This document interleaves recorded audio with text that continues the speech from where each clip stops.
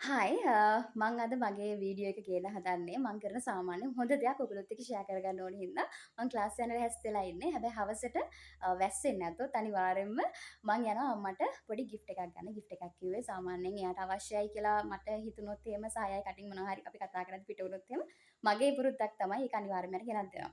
ඉතින් මේ මං මේක ගේන්න හේතුවේ මේ බ්ලොග් එකක් විදිහට සමහරක් වෙලාවට අපිට අමතක වෙනවා විශේෂයෙන්ම අපේ වයසේ හෝ ආදරය කරන අයට තමන්ගේ ගර්ල් ෆ්‍රෙන්ඩ්ට බොයි ෆ්‍රෙන්ඩ්ට ගිෆ්ට්ස් දෙනවා. හැබැයි අපිත් එක්ක ආදරෙන් ඉන්න අපේ පවුලේ අයට අපේ අම්මට තාත්තට පුංචි හරිම දෙයකින් ඒගොල්ලන් සතුටු කරන්න අපිට අමතක වෙනවා. ඒගොල්ලොත් එක්ක කාලය ගත කරන්න ඒගොල්ලොත් එක්ක ආදරෙන් කතා කරන්න අපිට අමතක වෙනවා. ඉතින් ඒ අමතක කිරිල්ල අමතක කරන්න එපා කියලා කියන තමයි මම මේ බ්ලොග් එක ගෙනාවේ. මොකද මාගේ සාමාන්‍යයෙන් පුරුද්දක් මේක. ඉතින් ඔයගොල්ලෝ try කරලා බලන්න ඒගොල්ලන් කොච්චර සතුටු හිටියේද සහ මේ ඒගොල්ලන්ගේ ආශිර්වාදය අපිට ගොඩක් වැදගත්. ඉතින් මේ මම අද යන්නේ අපේ අම්මට සුදු ඇඳුමක් ගන්න. මොකද එයා සාමාන්‍යයෙන් ආගමික තැන්වලට සහ වන්දනා ගමන් වලට යනවා වැඩි. ඉතින් එයාට අත්‍යවශ්‍යම දෙයක් තමයි සුදු ඇඳුමක් කියන එක. විශේෂයෙන්ම සුදු බ්ලවුස් එකක්. ඉතින් මේක පුංචි දෙයක් වෙන්න පුළුවන්. හැබැයි මේක බලලා මේක දැකලා කවුරුම හරි දෙයක් කට්ටිය ආදර්ශයට ගන්නවා නම් මට ඒක ගොඩක් වැදගත්. ඉතින් රැඳෙන්න අපි යමු.